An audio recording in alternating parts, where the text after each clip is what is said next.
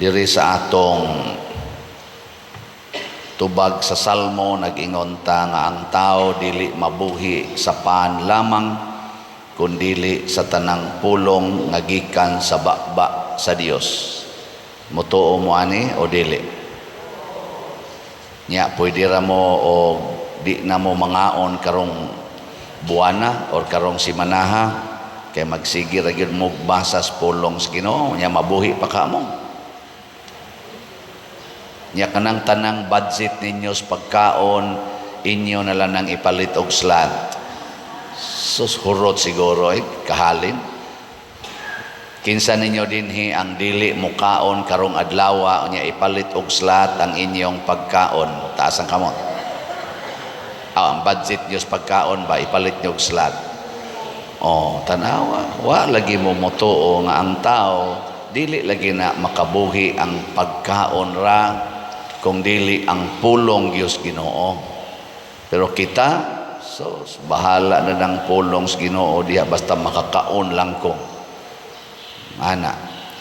Unsa may kaayuhan nga makuha nato kung mukaon ta aning pagkaon nga yutan-on sa maanang mga karne, bugas, mahal na ra ba kaing kilos bugas, mga prutas. Unsa may makuha nato? Unsay makuha? Diabetes, kolesterol, arthritis. Unya inig-inding mamatay. Unsa may makuha nato kung magsigi tagkaon sa pulong sa Ginoo? Unsay makuha nato?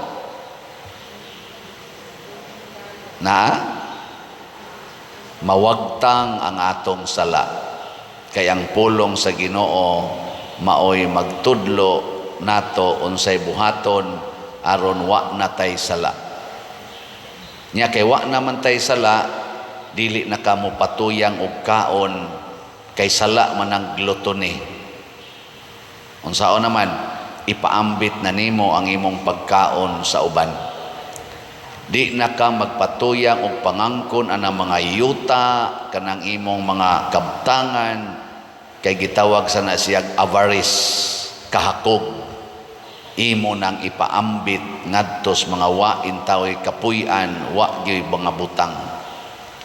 Di na ka magsigig paningil anang mga utang ug ikiha gid nimo ang dili makabayad kay gitawag mangyapunag greediness. Unsa na may imong buhaton magsige na lang kag pahulam din aka maningil og bayad. Di ba? Way bugats kasing-kasing. Nya dili na ka magsigig dumot, siging dumot gyud, dumot labi nas kanang nahimong kabit sa imong bana or sa imong asawa, di gyud nimo tagdon hangtod na lang mga matay. Di na nimo buhaton kay gitawag manag anger or pride, jealousy. Unsa may imong buhaton? Magsige na kag pasaylo, sigig pasaylo, mawa sad ang imong heart failure, mawa pagyud ang imong insomnia, mawa pagyud ang imong stress. Di ba? Porting buhi Sige, linga imong tupad. Na di sa tamangaon rong adlaw ipalit na tog slot. Nya magsige tagbasa gikan karon inighuman aning misa ang inyong buhaton, ang inyong ipamahaw, mubasa mo 20 minutes sa pulong sa Ginoo dias Biblia. Nya inom og tubig init ba? Nya inig kaudto ay sad mo kaon, basa na sad sa pulong sa Ginoo 20 minutes, nya inom na sad tubig. Inig kapanihapon ay gyapon mo kaon, basa gyapos pulong sa Ginoo, inom og tubig dayon katog. Di gid mo magdamgog bati. Ang inyong damgohon pulos langit, mga anghel, mga bulak, mga bitaw kay ang nisod nimo ang espiritu mas Ginoo. Dili kay magdamgo ka na mga bitin, mga leon, hala, ni ambak kas building, ni dagan ka, gigukod ka, purting kulbaan nimo, hangtod, mura na lang ka giurong hinoon. Kaya imong makitaan ka ng mga tao nga mudunggab nimo, pusil nimo, no? Nga magsige din kag pangutanas padir, unsa may meaning atong akong damgo, oy? Nga mura mag ang tanan ako mga lula ug lulong nga matay mao may akong gidamguhan pa dir no ana nya mapukulbaan din ka hala lang ano mani sige naman kong damgo ani oy tungod na sa imong mga stressful minds kay wa ka mukaon og pulong sa Ginoo gasigir kag kaon aning kapagkaon nga tawhanon or yutanon nya wa pagyud kay kanini ang buhat-buhat sa mga buhat nga Dios noon. Muna diri sa atong unang pagbasa, tungod kay di naman sila maminaw sa Ginoo, ila namang gidumtan ang pulong sa Ginoo. Matod pas Ginoo pinaagi ni propeta Amos, akong pasalupon ang adlaw bisag udton tutok pa. Isayunan gana. Mungit-ngit unya ang adlaw ug kalit bisan pagpanahon sa adlaw, mungit-ngit ang adlaw. Pasabot, wa nay epekto nga maayo ang atong gipangbuhat. Doon na pa da epekto nga ayo kanang imong pagsigtrabaho. Nya gasigi kag dumot anang imong kaubas trabaho, gasigi mo glinibakay. Maayo pa ka imong hunahon na umutrabaho ka. Para na mga maestra, magdumot mo sa imong isig ka maestra or maestro. Inigsod nimo sa inyong eskwelahan, ganahan pa ka mosod sa inyong school campus. Labi na makakita ka ng imong gidumtan na nagsigig katawa-katawa ang panuway dako. Dito sa inyong opisina, usara mo ka seksyon, nya gadumot kas usa dito. Tungod kay nagsigig text-text sa imong bana. Nya ni kakita nimo labi nagporting siksiha, bag-o kay pilok ana. Di ka magduda, di ba ka nagigasto ani ang kwarta sa kong bana?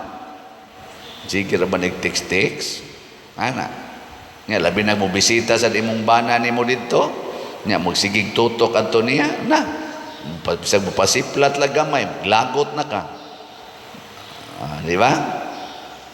Nya ganahan pa ka des inyong silingan, nga naidaghan kay mga marites. Ganahan pa ka di amo puyo, nya ganahan pa ka mukaon ka. Samtang makadungog kag mga mensahe nga bati kayo, wa na mawagtang ang imong appetite, mawagtang ang imong kalipay. Pareha sa gudanang magsigi kag pamakak, sigig pangambisyon anang naang mga gitawag og materialistic nga mga attitude, siging pangutang, ana. Inigsweldo nimo pohon malipay pa ka murag yung ka nang nisawop ang adlaw sa udton tutok kay imbis ting sweldo malipay ka maguol na noon ka kay kuwang pang ibayad sa imong mga bayronon tungod ana mga hulog-hulugan diha ngano man wa man ka maminaw sa Ginoo nga nag-ingon simplicity, temperance, modesty.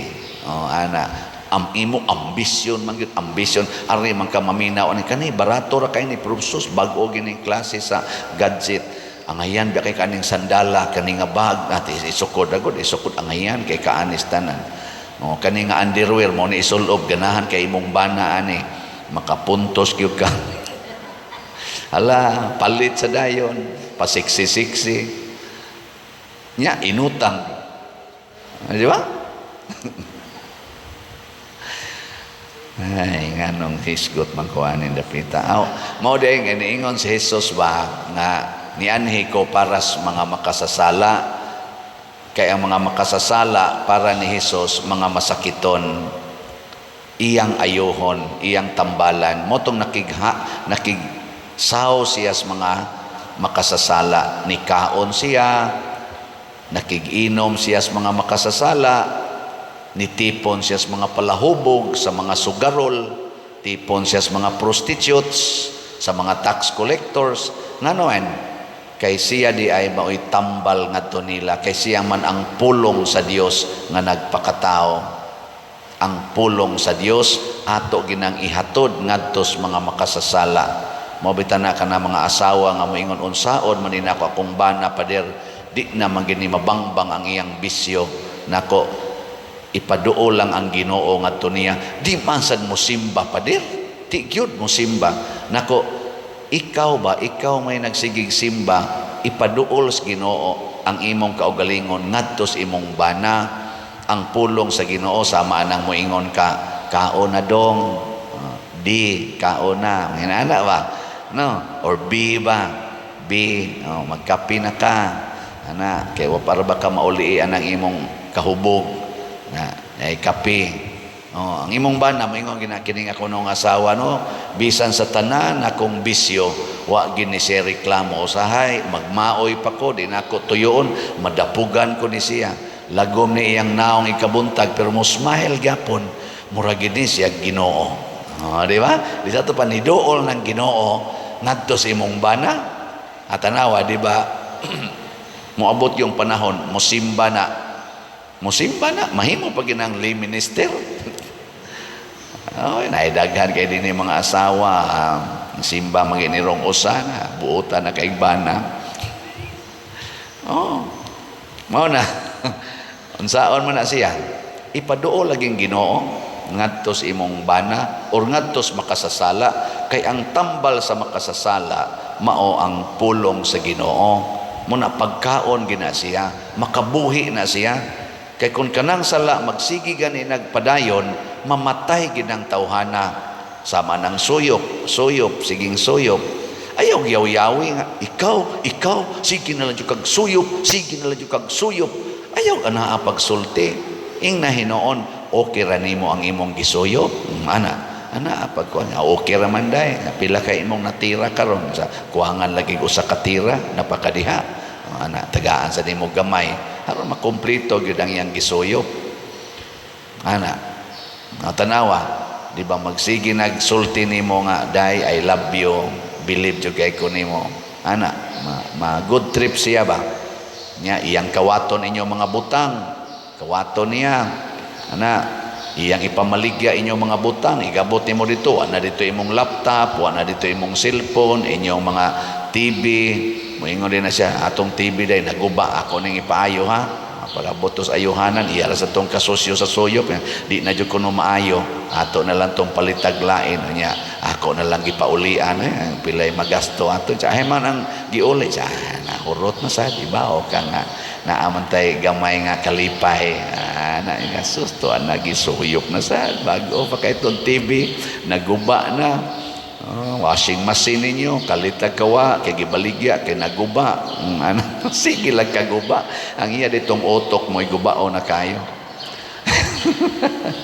Sige lang yun ka, sige lang yun, hangtod, wa na mo'y TV, wa na mo'y washing machine, hangtod gani inyong kurente, naputol na, hasta gani ang mga pinutol na kurente, gipangkuha pa yun, kay gipamanitan, gibaligya, ang sa may mong buhaton, pulong na lagis Ginoo, sa wa naman tayo makaon, wa na say suga, pero niya pa may kandila, ala pulong sa Ginoo. Sige kagbasa sa pulong sa Ginoo, maingon dayon, there is no greater love than to lay down your life for your beloved. Maingon din ka, thank you Lord. Bulahan kamong mga kabos, kay mainyo ang gingharian sa langit. Aniyan na gid Lord, kabos na gid kay mi, wa na gud mi kurente, wa na electric fan. Purting sakitas akong dughan Lord, gahilak nako, bulahan kamong mga nagsubo, kay lipayon kamo sa Dios. Pastilan Lord, munas ginhawa ginakong dawat aning akong bana pagkabisyoso, ako pa'y pasanginlan nga nang laki, ako pa'y pasanginlan nga na ako'y laki, siya dito siging suyop, ako pa'y himuong bati. May nga sa ginubulahan kamo kung butang-butangan kamo sa tanang matang sa kadautan, paglipay kay dako ang ganti ninyo nga madawat dito sa langit. May mga kapastilan sa pulong sa Ginoo, mao gini ang makapadasig nako. Di ba? Ako bitaw, ngayon ko, Lord, nganong wap amang gini mahurot ang akong gibaligyang slat, may ngon din Ginoo, bulahan kamong mapailubon o mapaubsanon, padayon, ayaw kahadlok. Those who persevere will be saved. Mao na roy atong halin sa atong mga slots. Mo persevere lang yun ko. Pero ni-increase ba yun o tanawa? Atong SBF DAG, San Vicente Ferrer's Daily Abundant Graces, pila na may atong halin, niabot na og 28,076 ka slots. Napay 31,924 ka slots nga available. 500 pesos per slot ni siya. Yan nasa tay 16 slot challenge nga tag 8,000, niabot na sa niog 87 ka 16 slot challenge. Di ba? Kanindot ani nya nga atong Mother Mary's Healing and Deliverance niabot na og 3,666 ang atong halin, napay 2,334 slots nga available, tag 1,000 pesos per slot. Nag-anam na jud kagamay, hinay-hinay lang. Ang halin na to dinhi 3,031, ang dito sa Capilinia 635 na ang ilang halin. Total 3,666. Naasay additional investment nato dinhi katong DSAP nga tag 500,000. Niabot na sad karon og 200 ka slots ang atong DSAP. Sige ato ning pakpakan ang tanang namalit ni ini. Salamat kayo. Kung maminaw lang kita sa pulong sa Ginoo, why sitwasyon nga lisod, why kasakit nga dili mahupay, why problema nga dili masulbad, ug why kalisod nga dili muarang-arang. Pero kung di ta maminaw sa pulong sa Ginoo, bisag nindot pang atong kahimtang samas giingon sa Ginoo, bisag udton tutok pa ang adlaw, mukalitlag sawop. Munang dunay mga tao nga successful kay kinabuhi, mukalitlag bitay spisi. Na ay mga tao nga tag-as kay granggos katilingban, mukalitlag ambax building. Na ay mga tao nga atong gihangaan kaayo kay purti na yung dakuas iyang success nga naabot, mupusil sa iyang bantay mo na. Giling nga imong tupad. Ingna di ka maghikog ron. Ingna di ka maghikog.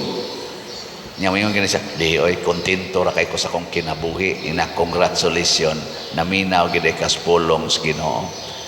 Oy, naay naghikog, bilyonaryo, katong nadunggan akong storya sa katong sa kanibang mga kuan ba kaning mga stock market, dunay usas mga gitawag og king of the stock market.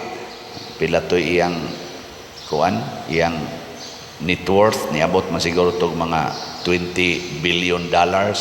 Nya nalugi siya sa iyang stocks nga gi-monitor og mga 5 billion man siguro to. Sa iyang kaguol naghikog.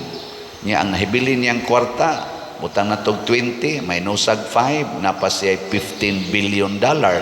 Kamo na pa mo $15 billion maghikog mo? Ako di ko maghikog, bisag $1 billion, di ko maghikog, porti lipayan ako na, pero nganong naghikog man to siya, kay wa siya'y Ginoo sa iyang kasing-kasing.